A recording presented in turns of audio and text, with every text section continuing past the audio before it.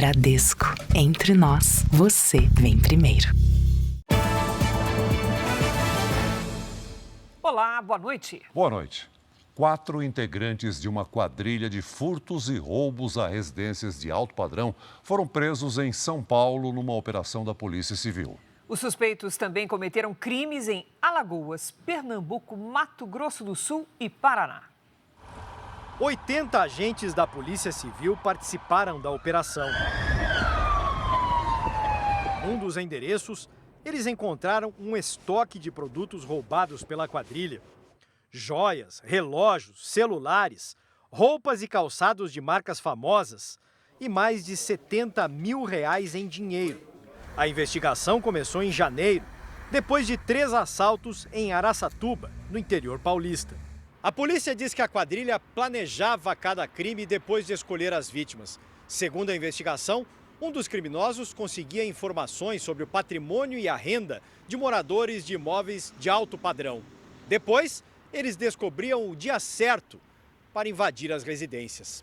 O diferencial dessa quadrilha é esse elemento facilitador aí do líder que fica no computador, né, se passando por agente de telemarketing, angariando informações e vendo qual das casas está vazia, que não vai oferecer resistência, que não vai encontrar moradores, né? Em prédios, a quadrilha utilizava jovens para enganar os porteiros e depois arrombar apartamentos. 18, 20 anos, meninas e meninos, geralmente pessoas bem vestidas, né, educadas, né, e que tentam ludibriar aí os porteiros se passando por moradores ou hóspedes, né? Essa gravação mostra uma das ações da quadrilha. A jovem chega acompanhada por um adolescente. É a Ana, do primeiro andar. O porteiro desconfia. Tem certeza? E ele não abre o portão. Mais tarde eu volto, tá? Boa noite. Em pelo menos 10 casos, os criminosos conseguiram entrar nos imóveis em 5 cidades diferentes no interior de São Paulo e também nos estados de Alagoas, Pernambuco, Mato Grosso do Sul e Paraná. Em apenas uma das ações, o prejuízo da família chegou a quase R$2 milhões. Veja agora outros destaques do dia. Presidente Lula fala em responsabilidade fiscal. Mercado se acalma e dólar cai quase 2%. Laudo inédito aponta anestésicos e substâncias químicas perigosas na composição da droga K. 12 fazendeiros são investigados por focos de incêndio no Pantanal. CAD abre processo contra a empresa que controla Facebook e Instagram por uso de informações dos usuários. Furacão avança para a Jamaica e deixa rastro de destruição pelo Caribe. E a explosão de um caminhão-tanque no meio de uma rodovia no Pará.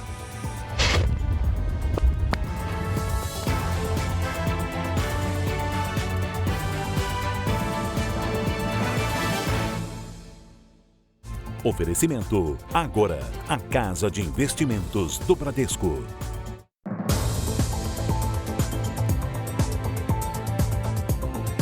Uma quadrilha causou um prejuízo de mais de R$300 mil em um esquema que enganava vítimas com presentes supostamente oferecidos por grandes empresas. Hoje, 3 pessoas foram presas. Policiais civis saíram às ruas para cumprir 20 mandados de prisão e de busca e apreensão em Goiás, São Paulo e Mato Grosso. Os agentes prenderam 3 pessoas suspeitas de integrar uma quadrilha que frauda máquinas de cartões. Segundo a investigação, os criminosos se passavam por funcionários de uma grande empresa de cosméticos. Eles entravam em contato com as vítimas, quase sempre idosas, e diziam que tinham um presente para entregar, mas que o valor do frete precisaria ser pago no momento da entrega. Após convencer as vítimas por telefone, os suspeitos seguiam para a casa delas. E na hora de passar o cartão, alegavam que o visor da máquina estava quebrado. Com isso, cobravam valores mais altos. Foram 21 vítimas só em Goiânia, um prejuízo acima de R$300 mil. Os criminosos vão ser indiciados por furto mediante fraude. Quadrilhas como essa têm até uma espécie de central de atendimento telefônico. Ficam pessoas que às vezes até trabalharam em call center para saber a maneira de falar, o jeito de falar, para ludibriar de forma mais efetiva a vítima, né? Para evitar prejuízos, a recomendação é sempre checar o valor digitado na máquina de cartão. A precaução é o que elimina a possibilidade de você cair num golpe desse. Mesmo com o fim das festas juninas, as chamadas guerras de espadas continuam em Salvador. 2 pessoas foram presas com 20 artefatos. Moradores tentam se proteger dessas batalhas que são perigosas e proibidas. Quando anoitece, os combates começam. As espadas são feitas de rojões e pedaços de bambu recheados com pólvora. Quando acesas, chamam a atenção pela luminosidade. Ruas e praças se transformam em campos de batalha, em duelos perigosos e proibidos. Nos meses de junho e julho, as batalhas aumentam em muitas cidades do Nordeste. Aqui, a espada sobe tanto que chega a atingir a fiação elétrica. Já neste outro flagrante, o explosivo invade uma casa. Quando amanhece, as marcas ficam mais visíveis nas paredes e portões das casas. Alguns moradores usam placas de madeira nas fachadas para evitar prejuízos. Com medo de acontecer um acidente, porque carros, tem carro na rua, os postes são muito próximos, a fiação. Este ano, 66 pessoas deram entrada em hospitais da Bahia com queimaduras provocadas por fogos de artifício. Há 7 anos, a lei prevê como crime fabricar ou participar da batalha de espadas. Se for condenada, a pessoa pode pegar até 6 anos de prisão, além de pagar multa. Em Salvador, 2 suspeitos foram presos com cerca de 20 espadas, entre eles um homem que usava a tornozeleira eletrônica. Todo o material foi apreendido. E nos dias e locais onde a gente já sabe que possa existir essa guerra de espada, a gente atua ostensivamente, não somente a unidade, bem como com reforço de unidades especializadas para tentar coibir essas ações. O Rio de Janeiro teve hoje um dia marcado por operações policiais e tiroteios em várias comunidades. Num dos confrontos, um capitão da Polícia Militar foi morto. Ainda em choque com a notícia, a família do PM recebeu o apoio de outros policiais na porta do hospital. O capitão Rafael Galvão da Costa, de 41 anos, foi baleado durante uma operação contra o roubo de carros e de cargas no Morro do Urubu, na Zona Norte. Ninguém foi preso. Na comunidade da Cidade de Deus também teve operação para reprimir o roubo de carros. Houve confronto e 6 pessoas morreram. Segundo a Polícia Militar, as vítimas tinham envolvimento com o tráfico de drogas. A Delegacia de Homicídios investiga o caso. Em Duque de Caxias, na Baixada Fluminense, os agentes cumpriram 4 mandados de prisão contra suspeitos de integrar uma quadrilha de roubo de caminhões. Já no Complexo da Maré, o alvo da força-tarefa foi um condomínio com 41 prédios construídos num esquema de lavagem de dinheiro do tráfico de drogas. Foram apreendidos documentos em uma associação de moradores. A cerca de 7 quilômetros de distância, no Jacarezinho, os agentes encontraram William Guedes, um dos traficantes mais procurados do Rio. Neste vídeo, ele aparece se exercitando com colete e fuzil. Um indivíduo já carimbado, conhecedor de enfrentamentos entre facções. Então, esse tipo de peça, quando se retira, a recomposição é muito mais difícil. E, com certeza, há um arrefecimento na guerra. Na tarde de hoje, um caminhão-tanque que transportava gás explodiu numa rodovia em Paragominas, no Pará. As chamas se alastraram rapidamente. 8 pessoas que estavam perto do caminhão ficaram feridas sem gravidade. O motorista do caminhão conseguiu descer antes da explosão e não se machucou. Um preso se descontrolou durante uma audiência de custódia e chutou a mesa quando o juiz determinou a prisão preventiva dele. O rapaz de 21 anos teve que ser contido pelos policiais. Ele já tinha passagens por furto e roubo. Parentes de Fernando Sastre Filho vão responder por fraude processual. Eles são suspeitos de retirar garrafas de bebida do carro de luxo que ele dirigia. O empresário está preso e responde por homicídio. No fim de março, ele bateu num veículo de aplicativo e provocou a morte do motorista Ornaldo Viana. Uma blitz do Ministério das Comunicações e da Anatel investiga a qualidade dos serviços oferecidos pelas empresas de telefonia celular. Em São Paulo, a fiscalização começou num dos principais pontos turísticos da cidade. 4G, 5G. Hoje em dia, a falta desses sinais complica a vida de qualquer um. Às vezes o cliente vem, você passa numa maquininha, passa em outra maquininha, às vezes não entra, não consegue. Em São Paulo, a fiscalização começou por um dos pontos turísticos mais tradicionais da capital paulista. O mercado municipal, na região central da cidade, foi escolhido para a primeira das 20 inspeções que vão ocorrer até o fim da próxima semana. Para analisar e resolver problemas de conectividade nas chamadas regiões de sombra, onde há a falta de sinal de celular, o Ministério das Comunicações e a Anatel estão usando equipamentos como esses para fazer medições. Qual é a velocidade, qual é a perda que está acontecendo de informação, se está tendo atraso, ou seja, demora para a informação chegar, a qualidade do sinal que o usuário está recebendo em cada um desses 20 pontos de interesse. Os locais foram escolhidos com base no histórico de reclamações em regiões mais afastadas ou que costumam ter grande movimentação de pessoas. Segundo o governo federal, após a elaboração dos relatórios, as empresas de telefonia móvel terão de fazer as melhorias em até 6 meses. Desde 2023, a blitz da telefonia móvel já passou por Brasília, Cuiabá, Macapá, Belém, Natal, Fortaleza, João Pessoa, Teresina, São Luís e a cidade de Timon, no Maranhão.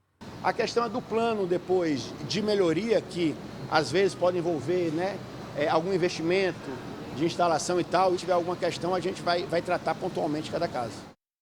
Um dos mais tradicionais clubes de São Paulo, o Jockey, trava uma disputa com a administração municipal. A prefeitura proibiu as competições com animais e pretende criar um parque no local. O Jockey conseguiu uma liminar na justiça para seguir com as atividades. Os cuidados com os animais começam cedo no Jockey Clube de São Paulo.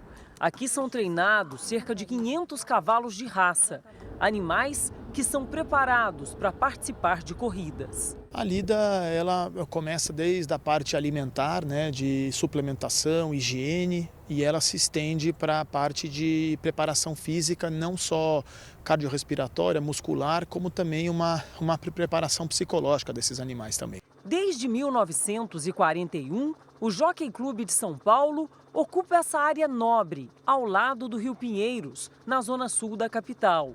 São 600 mil metros quadrados, onde ocorrem competições semanais e eventos hípicos, um espaço tombado pelo patrimônio histórico. As arquibancadas, atualmente, passam por restauração. Em grandes eventos, como o Grande Prêmio São Paulo de Turf, que acontece há um século, o Jockey Clube de São Paulo chega a receber até 20 mil visitantes, além de compradores do mundo inteiro interessados nos grandes leilões que acontecem por aqui. A diretoria do Jockey trava uma disputa contra a Prefeitura de São Paulo. No fim do mês passado, uma lei passou a proibir a utilização de animais em atividades desportivas, sob pena de multa de R$ 100 multiplicados pela capacidade de frequentadores.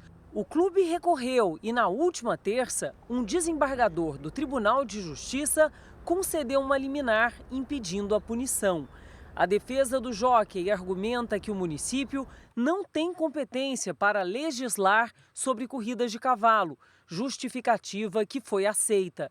Já a prefeitura afirma que a entidade acumula dívida de mais de R$ 850 mil em impostos, como IPTU e INSS.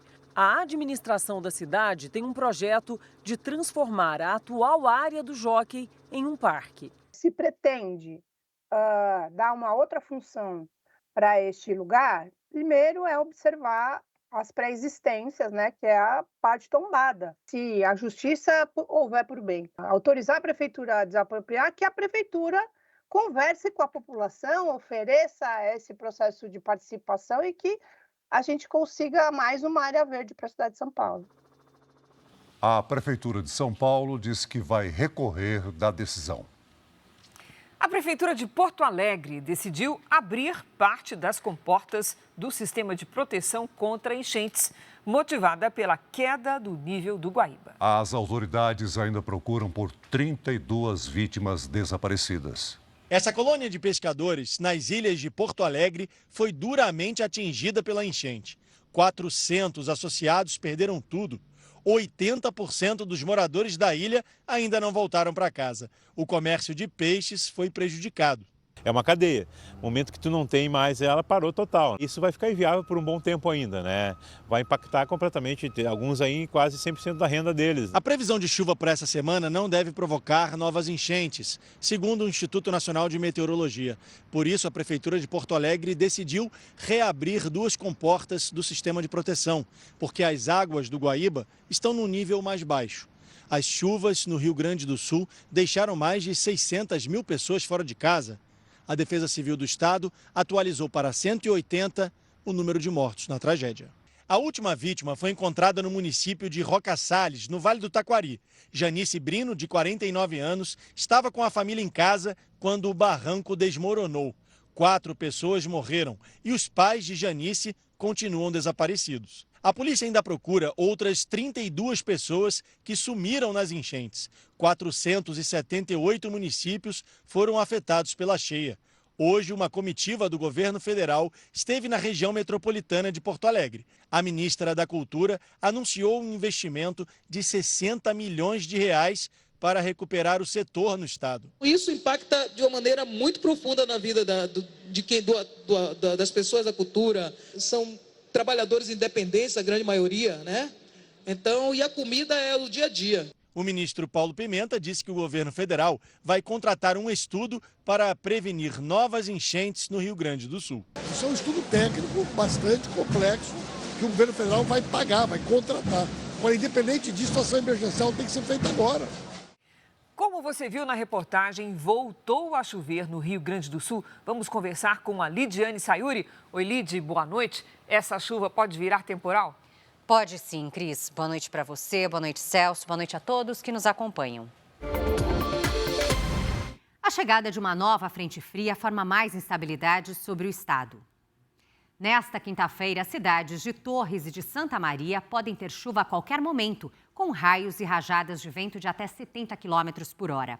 As temperaturas não sobem muito e à tarde faz entre 13 e 14 graus. Em Bom Jesus, o sol ainda aparece e chove no fim do dia, máxima de 20 graus. A chuva também atinge parte da região norte e o litoral do Nordeste. O maior volume deve ser registrado em Caracaraí, Roraima, Barcelos, no Amazonas, e em Maragogi, Alagoas. Neste momento, uma forte massa de ar seco mantém o dia ensolarado em grande parte do Brasil. Pelas imagens de satélite, as nuvens mais carregadas estão sobre o oceano. Quinta-feira sem muitas mudanças no tempo, com chuva nos extremos do país. No giro de temperaturas, Porto Alegre ainda vai ter uma tarde gelada, com 14 graus de máxima. Em São Paulo e em Salvador faz até 27, em Campo Grande 32 e até 35 em Palmas e em Porto Velho. Momento de interatividade, hora do Tempo Delivery. A primeira participação é do Matheus. Ele quer saber como vai ficar o tempo no Recife, Pernambuco. Bem-vindo, Matheus. Até o fim de semana pode chover a qualquer hora. Os termômetros não sobem muito, mas a sensação é de tempo abafado. Faz entre 27 e 28 graus. Se cuide por aí. O Marcelo é da cidade de Casa Grande, Minas Gerais. Oi, Marcelo, boa noite. Os próximos dias amanhecem frios e com neblina. Na quinta e na sexta faz até 26 graus. No sábado, máxima de 27.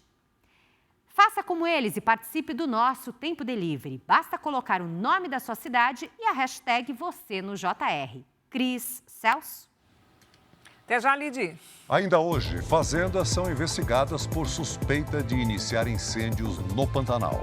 Região Centro-Oeste concentra mais da metade das apreensões de droga no Brasil. Autoridades alemãs investigam suspeitos de chantagear a família de Michael Schumacher com fotos do piloto que não é visto em público há mais de 10 anos.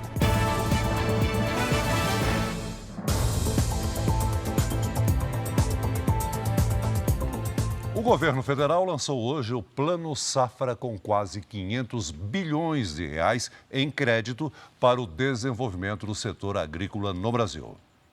O plano prevê linhas de crédito, incentivos e políticas agrícolas, com aumento de 10% nos investimentos do governo em relação ao plano anterior. Segundo o Planalto, foi possível aumentar o volume de recursos e diminuir os juros. 85 bilhões e 700 milhões de reais serão destinados à agricultura familiar no biênio 2024-2025. Já o Plano Safra Empresarial terá crédito de 400 bilhões e 600 milhões de reais. Apesar de crises climáticas, quebras de safras, apesar de preços achatados dos produtos da pecuária, este setor cresceu 15% em 2023. O maior crescimento dentre todas as atividades econômicas desse país. O presidente Lula visitou uma feira de produtos de pequenos produtores, montada na Praça dos Três Poderes e na área externa do Palácio do Planalto. O presidente Lula também fez aceno aos grandes produtores e afirmou que foi nos governos petistas que o Plano Safra liberou os maiores valores da história. Lula aproveitou o lançamento do novo plano para defender novamente a isenção de imposto sobre carnes nas discussões em torno da reforma tributária. Ele sugeriu como alternativa separar a tributação da carne in natura da processada. Na verdade é o seguinte, nós vamos ter que entender que possivelmente a gente tem que separar entre o que é carne in natura e o que é carne processada para a gente poder criar a diferença. Mas eu, sinceramente, eu sou daqueles, Haddad, que vou ficar feliz se eu puder comprar carne sem imposto. O presidente da Câmara, Arthur Lira, disse que está preocupado com o aumento de imposto, caso a carne seja incluída na cesta básica. Não tem polêmica com relação à carne. Nunca houve proteína na cesta básica. Nunca houve, não é? Mas se couber, a gente vai ter que ver quanto essa inclusão representa na alíquota que todo mundo vai pagar. Só a carne dá quase 0,57% de alíquota. O governo federal desistiu de fazer o leilão para comprar até 1 milhão de toneladas de arroz importado. De acordo com o Ministério da Agricultura, o preço do produto já voltou à normalidade. Os valores subiram com as enchentes no Rio Grande do Sul, estado responsável por 70% da produção nacional. Em maio, o primeiro leilão foi anulado por indícios de irregularidade. A indústria brasileira registrou queda pelo segundo mês seguido em maio. Os dados são do IBGE. A produção industrial recuou 0,9% na comparação com abril. As indústrias automotiva e de produtos alimentícios foram as responsáveis pelo resultado negativo. No acumulado do ano, o avanço foi de 2,5%. Ainda hoje, jogador do Corinthians é investigado por acidente que terminou em confusão em condomínio na Grande São Paulo. Laudo inédito indica que anestésicos e até produto para preparar sabão fazem parte das fórmulas das drogas K. Em 5 anos, Google aumenta a emissão de gases poluentes em quase 50% com o avanço da inteligência artificial.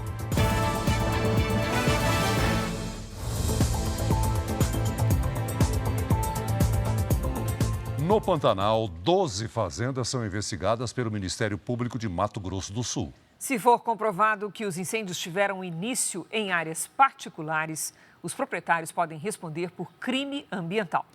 Em mais de um mês de combate às chamas no Pantanal, a área queimada equivale a 700 mil campos de futebol. De acordo com uma investigação do Ministério Público Estadual, em Mato Grosso do Sul, o fogo já atingiu 200 propriedades rurais, uma reserva indígena, 3 unidades de conservação e parte do Pantanal em território boliviano. 14 laudos foram emitidos pela Promotoria de Meio Ambiente de Mato Grosso do Sul. 12 fazendas são investigadas, 3 delas já com histórico de queimadas ilegais em anos anteriores. Essas propriedades rurais, mesmo que não comprove que foi intencional, elas vão ter um inquérito civil no Ministério Público, onde vai ser proposto ou um acordo ou uma ação civil pública para um trabalho preventivo para que esses incêndios não aconteçam mais e também um trabalho de reparação desse dano ambiental. Desde o início do ano, o Pantanal já registrou mais de 3.670 focos de queimadas. Depois da seca histórica no Rio Amazonas em 2023, o Sindicato das Empresas de Navegação do Estado emitiu um alerta para uma nova estiagem severa nos próximos meses. Vamos conversar com a Lidiane Sayuri, que tem as informações. Lid? Cris, a estação chuvosa em grande parte da região amazônica vai de dezembro a maio. E a partir de julho é natural que o nível dos rios diminua. O problema é que, segundo o governo do Amazonas, só as bacias dos rios Branco e Negro estão com os níveis normais para este período. Cerca de 28 das 32 bacias da região registram um volume abaixo da média e apenas uma estável. É muito provável que este período de seca seja bem parecido com o de 2023. O que poderia melhorar esse cenário? O fenômeno Laninha. Caso Laninha se antecipe, é possível que os efeitos tragam chuvas mais intensas e recuperem os rios. Mas, do contrário, as secas podem afetar severamente toda a região norte. Cris, Celso. Obrigada, Lidi. Quase 55% das apreensões de cocaína nas rodovias federais ocorreram na região centro-oeste, uma das principais rotas de entrada da droga no país. Em 6 meses, foram recolhidas mais de 20 toneladas de cocaína. Por fora, a carroceria do caminhão parece normal, mas quando os bombeiros rompem a chapa de metal, os pacotes de drogas são descobertos. Olhando de fora, é impossível notar que estava transportando droga, né? Mas após uma fiscalização minuciosa, foi constatada essa grande quantidade de drogas no veículo. Foram encontrados 80 quilos de cocaína e 100 quilos de skunk, um tipo de maconha mais potente. O motorista do caminhão foi preso em flagrante. Após a abordagem, ele foi indagado do porquê de estar trafegando vazio, sem carga, qual seria o destino do caminhão e outros detalhes, e ele não soube responder. De acordo com a polícia, o veículo saiu de Nobres, em Mato Grosso, e foi abordado quase 1.000 quilômetros depois, na BR-070, em Itaúsu, Goiás. De acordo com dados da Polícia Rodoviária Federal, no primeiro semestre do ano foram apreendidas mais de 20 toneladas de cocaína nas estradas federais do país.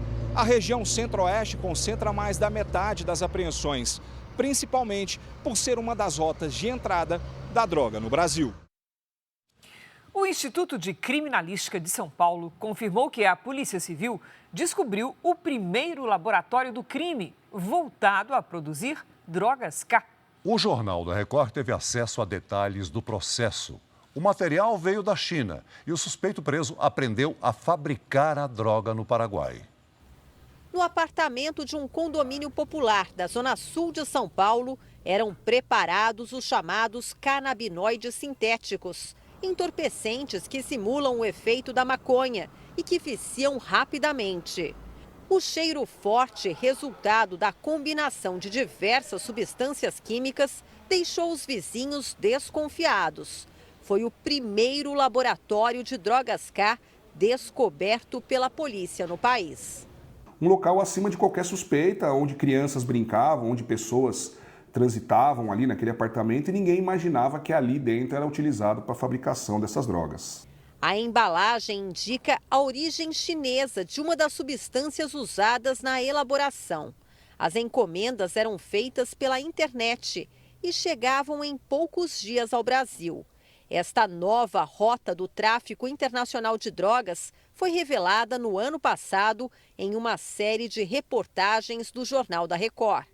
No pacote, o conteúdo seria uma xícara de cerâmica, mas na realidade é o princípio ativo usado na fabricação das drogas K. Depois de processado, o produto é borrifado em ervas ou folhas de papel. O homem apontado como responsável pela elaboração das fórmulas teve a prisão decretada. Foi numa viagem ao Paraguai que ele teria aprendido a receita para produzir as drogas K. Anotações encontradas no laboratório e um laudo do Instituto de Criminalística indicam também a presença de ao menos 2 anestésicos na composição. O laudo é inédito. Peritos detectaram a presença de lidocaína e tetracaína. Havia ainda cafeína, que costuma ser misturada à cocaína. Nos 21 quilos apreendidos, foram identificadas 2 moléculas de canabinoides sintéticos. Num caderno havia o registro de parte da fórmula elaborada, com carbonato de sódio, um tipo de sal usado na fabricação de sabão e detergente. As investigações apontam que as drogas K, fabricadas no apartamento, abasteciam pontos de venda controlados pelo PCC na zona sul de São Paulo. Fatalmente, a prisão dele impede a disseminação desse conhecimento que ele tem aqui nas ruas. O presidente Lula se reuniu com os ministros da área econômica para discutir a escalada do dólar nos últimos dias. Lula foi aconselhado a parar de criticar a política de juros do Banco Central. Às 8 da manhã, o ministro da Fazenda, Fernando Haddad, já estava no Palácio da Alvorada para tentar apagar o incêndio causado pelas últimas declarações do presidente Lula, que fizeram o mercado financeiro se agitar e o dólar disparar. Fernando Haddad tentou mais uma vez convencer Lula de que, apesar das críticas à política monetária do Banco Central serem bem recebidas principalmente pelo eleitorado mais carente, as consequências dessas declarações recaem justamente nos mais pobres. Se o presidente causa instabilidade no mercado, o dólar sobe, pressiona a inflação e o Banco Central acaba subindo os juros, freando o consumo. Lula foi aconselhado a deixar o papel crítico ao Banco Central para o vice-presidente Geraldo Alckmin. As declarações de Lula fizeram a moeda americana disparar na última segunda e fechar no maior valor dos últimos 2 anos e meio. Hoje, Lula mudou o tom e reafirmou o compromisso com a responsabilidade fiscal. Aqui nesse governo, a gente aplica o dinheiro que é necessário, a gente gasta com educação, com saúde aquele que é necessário, mas a gente não joga dinheiro fora. Responsabilidade fiscal não é uma palavra, é um compromisso desse governo desde 2003 e a gente manterá ele à risca. No fim do dia, o presidente se reuniu com os ministros da área econômica para tratar dos ajustes nas contas públicas. A reunião acalmou o mercado financeiro e o dólar fechou em queda, cotado a R$ 5,56. Já tenho falado disso, comunicação bem feita melhora tudo. Fernando Haddad, Simone Tebet, do Planejamento, e Esther Dweck, da Gestão, apresentaram as possibilidades de cortes para Lula, já que apenas o aumento de arrecadação não seria suficiente para equilibrar as contas. Os ministros sugeriram um corte do BPC, o benefício de prestação continuada, dado a pessoas com deficiência e idosos de baixa renda, e também desvincular o piso das aposentadorias ao salário mínimo. Mas Lula disse à equipe que é contra essas sugestões. Nos Estados Unidos, novas pesquisas de intenção de voto mostram um cenário favorável ao ex-presidente Donald Trump. Quase uma semana depois do debate presidencial em que foi criticado, o presidente Joe Biden teria cogitado desistir da campanha. Biden teria admitido, reservadamente, ter dúvidas sobre sua capacidade de se reerguer na corrida eleitoral depois do fraco desempenho no debate na semana passada. A informação divulgada hoje pelo jornal The New York Times traz pela primeira vez um questionamento do próprio presidente sobre a candidatura. Joe Biden está 6 pontos atrás de Donald Trump, segundo uma pesquisa do jornal americano. Perguntada sobre a reportagem, a porta-voz da Casa Branca disse que Biden não considera abandonar a disputa. Absolutely not. Por enquanto, Joe Biden segue como pré-candidato, até que o partido oficialize o nome dele, o que normalmente ocorre na convenção nacional marcada para agosto. Essa semana, democratas chegaram a cogitar que a nomeação deveria ser feita antes mesmo da convenção. Mas a cada dia, a pressão contra Biden aumenta. Em outra pesquisa divulgada hoje, Biden e Trump aparecem empatados, com 40% das intenções de voto cada um. Um outro levantamento revela que o pré-candidato republicano tem 3 pontos de vantagem em estados decisivos. Na eleição americana, ganha quem conquistar mais delegados no chamado colégio eleitoral. Foi assim que Donald Trump conquistou a eleição em 2016 contra Hillary Clinton. A seguir, sobe para 9 o número de mortes causadas pela passagem de furacão nas ilhas do Caribe. E veja também, CAD abre processo contra a empresa que controla o Facebook e o Instagram por utilizar informações dos usuários. Afundado em dívidas, Corinthians apresenta um CEO e um novo diretor financeiro.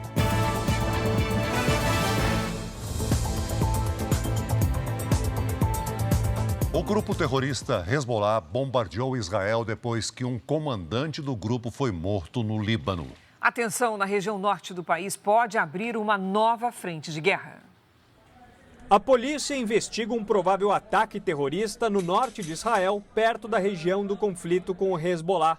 Imagens de câmeras de segurança mostram o momento em que um homem ataca com uma faca 2 integrantes do exército israelense em um shopping center. Em seguida, ele é baleado por uma das vítimas. Um sargento morreu e um soldado ficou gravemente ferido. A polícia de Israel confirmou a morte do agressor, suspeito de ser um terrorista. Ele é cidadão árabe, muçulmano e mora em Israel. As tensões na região norte do país aumentaram desde a morte de um alto comandante do grupo Hezbollah. Militares israelenses confirmaram o ataque. Em resposta, o Hezbollah lançou mais de 100 foguetes contra Israel.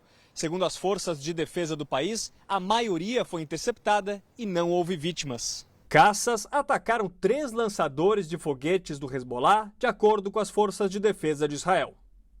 Subiu para 9 o número de mortes causadas pela passagem do furacão Beryl. Depois de provocar estragos nas ilhas do Caribe e na Venezuela, a tempestade chegou agora à Jamaica. Apesar de ter sido rebaixado para a categoria 4, a segunda mais alta, o fenômeno atingiu a Jamaica com ventos de mais de 200 km por hora. Autoridades venezuelanas anunciaram que uma terceira pessoa morreu no país após o furacão passar perto da costa. Outras 4 ainda estão desaparecidas. Em São Vicente e Granadinas, no Caribe, o Beryl provocou estragos em cerca de 90% das construções. Há moradores desaparecidos. A tempestade também causou destruição em 2 ilhas em Granada. A previsão é de que o furacão chegue amanhã nas Ilhas Caimã e se desloque por outros países até chegar ao México na sexta-feira. O Google aumentou em quase 50% as emissões de gases do efeito estufa nos últimos 5 anos. A alta está diretamente ligada ao desenvolvimento da inteligência artificial. O Google atribui o aumento à grande quantidade de energia necessária para resfriar os servidores usados pelas ferramentas de inteligência artificial. Também entram na conta as emissões vindas da cadeia de suprimentos, como produção de peças, prestação de serviços e armazenamento de dados. Segundo o relatório ambiental anual do Google, as emissões de gases causadores do efeito estufa ultrapassaram 14 milhões de toneladas em 2023, 13% a mais do que no ano anterior. O crescimento foi de quase 50% desde 2019, ano usado como base para determinar o impacto ambiental pela empresa de tecnologia. Apesar dos números de poluição crescentes, o Google promete zerar as emissões líquidas até 2030, o que significa que, até lá, a empresa deverá remover da atmosfera a mesma quantidade que emite de gases poluentes. Diante dos dados, o Google admite que não será fácil cumprir essa meta e diz que um resultado positivo depende do impacto da inteligência artificial no meio ambiente, algo complexo de se prever. Outras empresas do setor também assumem que está mais difícil se comprometer com a redução das emissões. A Agência Internacional de Energia estima que em 6 anos a demanda de eletricidade para os centros de dados de inteligência artificial pode atingir 4,5% de toda a produção global de energia.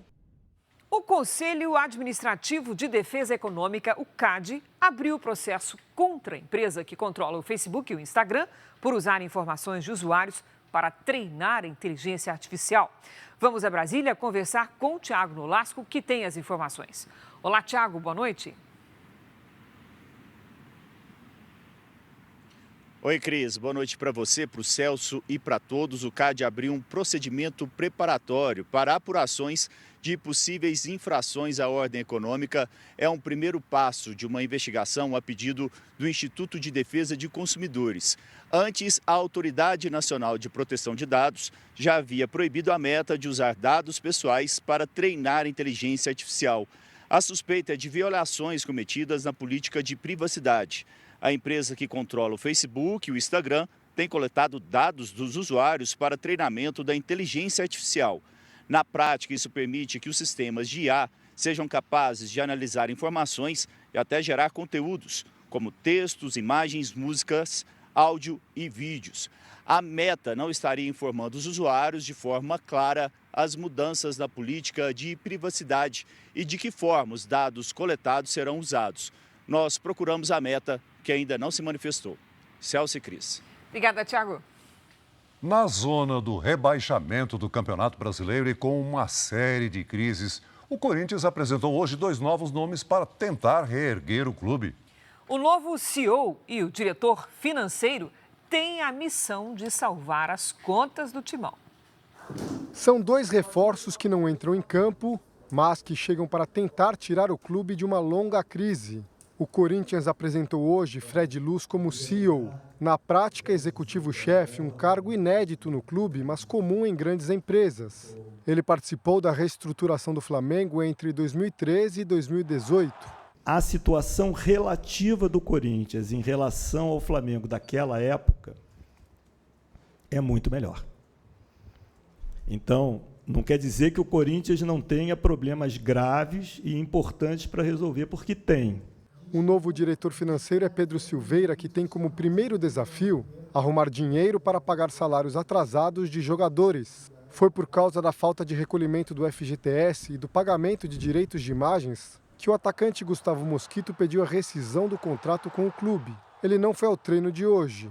No meio da tarde, o atacante Arthur Souza entrou na justiça pelo mesmo motivo. O desafio dos novos executivos é enorme. O Corinthians tem mais de 2 bilhões de reais em dívidas e esse valor só aumenta por conta dos juros. E tem mais, o clube vai precisar abrir o caixa para reforçar o time na próxima janela de transferências. Meu apoio aqui vai ser fazer uma análise financeira precisa para que a gente, dentro do orçamento, libere eles para fazer o que eles acreditam ser o melhor para o Corinthians dentro de campo. O Corinthians convive com o fantasma do rebaixamento. O time ocupa a penúltima posição da tabela do Brasileirão.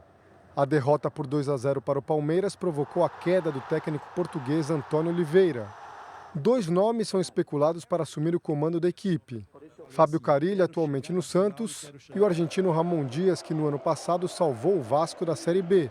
O novo CEO já disse que não vai se meter no departamento de futebol. A principal função dele é profissionalizar a administração do clube. Não tem salvador da pátria. Todos nós aqui vamos trabalhar em conjunto. As possibilidades do Corinthians são reais. Mas ficando bem claro que no começo é sofrimento. E 2 jogadores do Corinthians se envolveram numa confusão nessa madrugada em Arujá, na região metropolitana de São Paulo. Imagens de circuitos de segurança mostram o atacante Pedro Henrique numa caminhonete branca. Ele dá marcha ré e bate no portão de uma casa. O jogador tentou ir embora, mas foi parado pela segurança do condomínio de luxo. Pouco depois, outro atleta corintiano, o goleiro Carlos Miguel, foi ao local. Segundo a polícia, os jogadores teriam ofendido e ameaçado o dono da casa, que chamou a PM. A polícia investiga se Pedro Henrique estava alcoolizado. Numa rede social, o jogador disse que os advogados estão cuidando do incidente. Em nota, o Corinthians informou que não irá se posicionar, uma vez que o assunto é pessoal. A polícia da Alemanha investiga os suspeitos que teriam chantageado a família do campeão de Fórmula 1, Michael Schumacher. Eles ameaçavam divulgar fotos recentes do ex-piloto, que vive recluso desde que sofreu um acidente em 2013. A reportagem do Bild, mais popular jornal da Alemanha, diz que pai e filho estão em prisão preventiva e houve na Suíça outra prisão. Eles são acusados de acessar arquivos pessoais da família e pedir milhões de euros para não divulgar as fotos. Não se sabe como eles conseguiram as imagens, mas elas mostrariam como está o ex-piloto hoje. A polícia não divulga detalhes das investigações. Em 2013, Michael Schumacher sofreu um grave acidente numa estação de esqui na França e passou meses no hospital. Durante todos esses anos, a família de Schumacher nunca comentou o estado de saúde do ex-piloto, hoje com 55 anos de idade. Fontes próximas dizem que Schumacher sofreu sequelas neurológicas permanentes. O heptacampeão vive em uma das residências da família na Suíça e desde o acidente há 11 anos, nenhuma imagem dele foi divulgada. Em maio deste ano, a família recebeu uma indenização de mais de R$1 milhão depois que uma revista alemã usou a inteligência artificial para simular uma entrevista com Michael Schumacher. A revista pediu desculpas. Um relatório divulgado pela ONU mostra que a redução do desperdício de alimentos poderia matar a fome de 53 milhões de pessoas em todo o mundo. Aqui no Brasil, iniciativas dão um novo destino para alimentos que seriam jogados no lixo. Frutas, verduras e legumes nutritivos e saudáveis.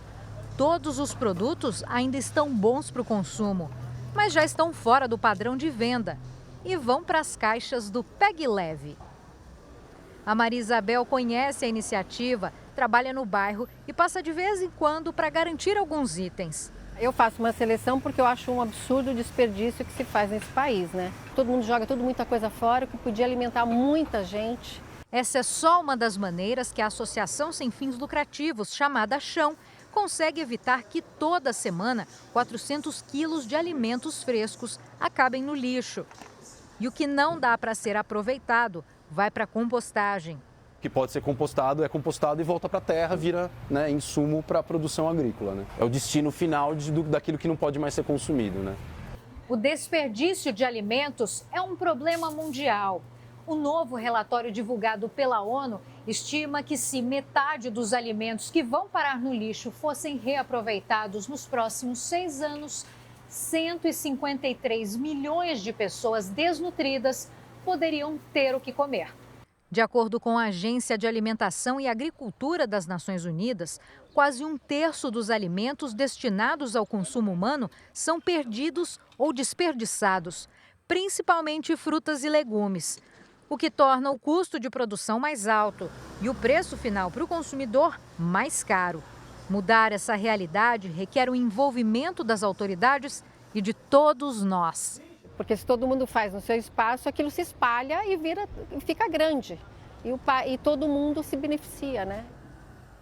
O Jornal da Record de hoje termina aqui. Essa edição na íntegra e também a nossa versão em podcast estão no Play Plus e em todas as nossas plataformas digitais. Você fica agora com a série A Rainha da Pérsia. E logo depois de Gênesis, tem a prova da virada no reality A Grande Conquista, ao vivo. Não perca! Ótima noite para você. Boa noite.